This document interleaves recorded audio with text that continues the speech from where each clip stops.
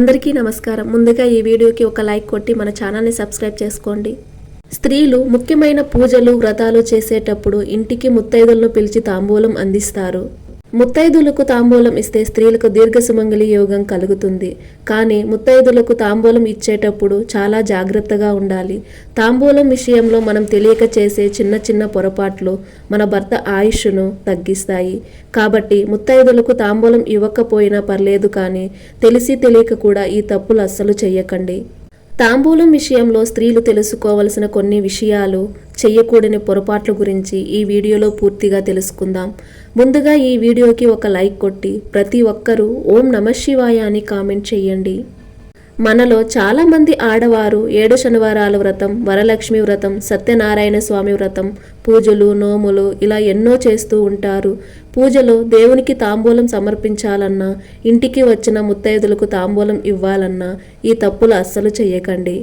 తాంబూలంలో పెట్టే అరటిపండ్లు లేదా ఇతర పండ్లు కాస్త కుళ్ళిన లేదా నల్లబడిన వాటిని తాంబూలంలో అస్సలు పెట్టకూడదు.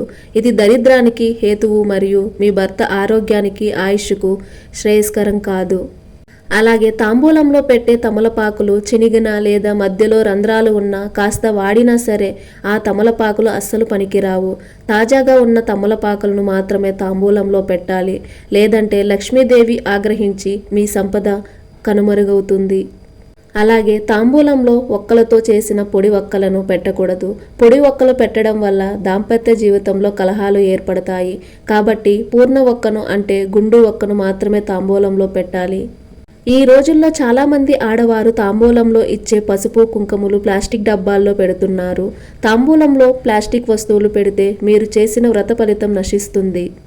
ఇక మనం తినడానికి తెచ్చుకున్న పండ్లను లేదా పూజకు ఉపయోగించిన అరటి పండ్లను తాంబూలంలో పెట్టకూడదు. తాంబూలం కోసం ప్రత్యేకంగా పండ్లను తెచ్చి పెట్టాలి. తాంబూలంలో ముత్తైదులకి ఇచ్చే బ్లౌజ్ పీస్ లేదా గాజుల్లో నలుపు రంగు అస్సలు ఉండకూడదు. నలుపు అమంగళానికి చిహ్నం. ఇది భర్త ఆయుష్ను క్షీణింపజేస్తుంది. ఇక ముత్తైదులకు తాంబూలం ఇచ్చేటప్పుడు తమలపాకుల తొడిమలు మన వైపుకు పెట్టి తాంబూలం ఇవ్వాలి.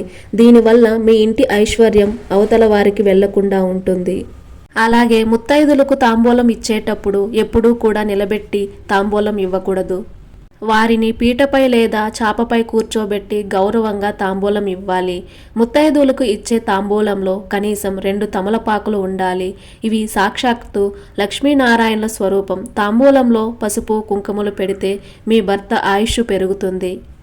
అలాగే తాంబూలంలో 2 అరటి పండ్లు పెట్టాలి. దీనివల్ల మీ ఇంటి వంశాభివృద్ధి పెరుగుతుంది. కానీ పొరపాటున కూడా ఒక అరటి పండు పెట్టకూడదు. మీ ఇంటికి వచ్చిన ముత్తైదును లక్ష్మీదేవిగా భావించి కాళ్ళకు పసుపు రాసి తాంబూలం ఇవ్వాలి. అలాగే తాంబూలం ఇచ్చేటప్పుడు మరియు తీసుకునేటప్పుడు గౌరవంగా కళ్ళకు అద్దుకొని 2 చేతులతో పట్టుకోవాలి. తాంబూలం ఇచ్చేవారు తూర్పు ముఖంగా కానీ ఉత్తర ముఖంగా కానీ నిలబడాలి. అలాగే తాంబూలం తీసుకున్న స్త్రీ పడమర లేదా దక్షిణ ముఖంగా ఉండాలి. ఇక మనకంటే వయసులో పెద్దవారైతే వారికి తాంబూలం ఇచ్చి పాద నమస్కారం చేసుకుంటే మీ భర్త ఆయుష్ 100 ఏళ్లు పెరుగుతుంది.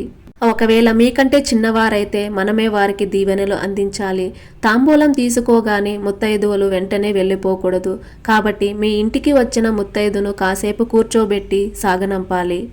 అయితే తాంబూలంలో పెట్టే గాజులు ఆకుపచ్చ రంగు లేదా ఎరుపు రంగు గాజులు పెడితే మహాలక్ష్మి అనుగ్రహంతో పాటు మీ ఇంట్లో ఎల్లప్పుడూ పండగ వాతావరణం ఉంటుంది. అలాగే తాంబూలంలో ఇచ్చే జాకెట్ ముక్క రంగు పసుపు, ఎరుపు, ఆకుపచ్చ రంగు ఉండే బ్లౌజ్ పీసులు ఇవ్వాలి. ఇలాంటి బ్లౌజ్ పీసులు ఇవ్వడం వల్ల వస్త్రదాన ఫలం దక్కుతుంది. ఇది దరిద్రాన్ని పోగొడుతుంది. అలాగే తాంబూలంలో ఎంతో కొంత నగదు పెట్టాలి. కనీసం ₹1 నాణ్యమైన తాంబూలంలో పెట్టాలి. దక్షిణం లేని తాంబూలం మీ పూజను సంపూర్ణం చెయ్యదు. అలాగే తాంబూలంలో 1 యాలక్కాయను పెట్టడం వల్ల మీ ఇంట్లో కీర్తి ప్రతిష్టలు పెరుగుతాయి. అలాగే తాంబూలంలో పూజ చేసిన కొన్ని అక్షంతలను పెట్టి ముత్తైదులకు ఇస్తే చాలా మంచిది. ఈ విధంగా తాంబూలం ఇస్తే అష్టైశ్వర్యాలు, సిరి సంపదలు కలుగుతాయి. ఇక ఆడవారికి నెలసరి వచ్చినప్పుడు ఏ నియమాలు పాటించాలో తెలుసుకుందాం. నెలసరి సమయంలో స్త్రీలు పూజ గది వైపు వెళ్ళకూడదు. దీనివల్ల మీ ఇంట్లో ఉన్న దైవశక్తులు నశిస్తాయి.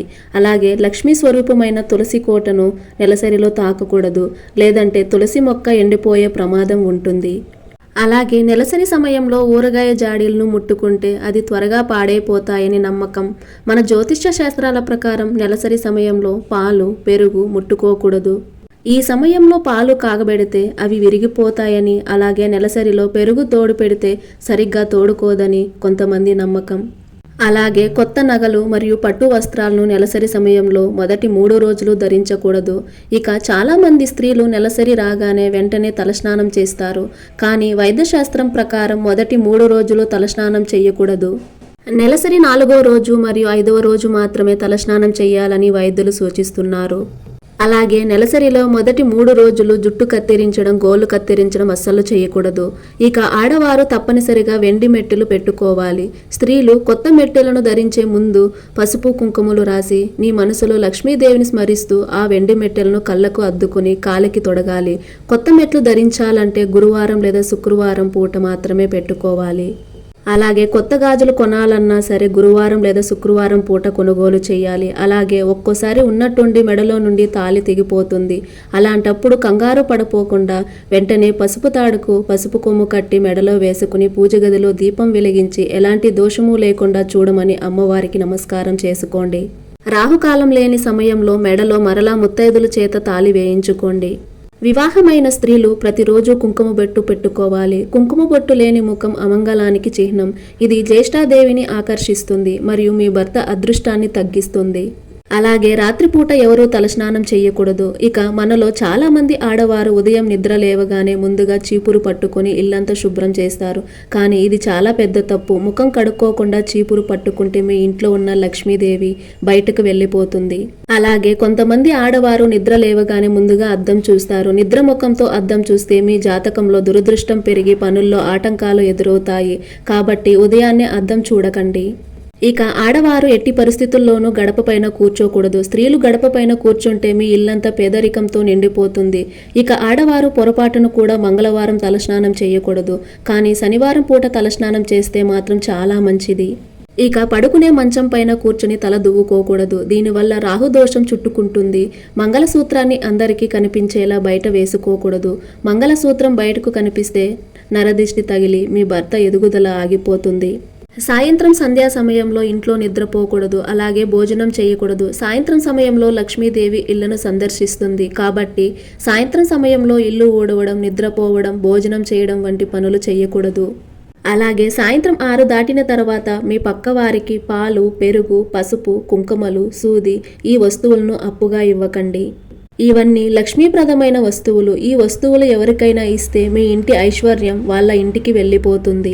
ఇక ప్రతి చిన్న చిన్న విషయాలకు ఇంటి ఇల్లాలు ఏడవకూడదు. ఇల్లాలు కన్నీరు కారిస్తే ఇంట్లో లక్ష్మీదేవి ఒక్క క్షణం కూడా నిలబడదు.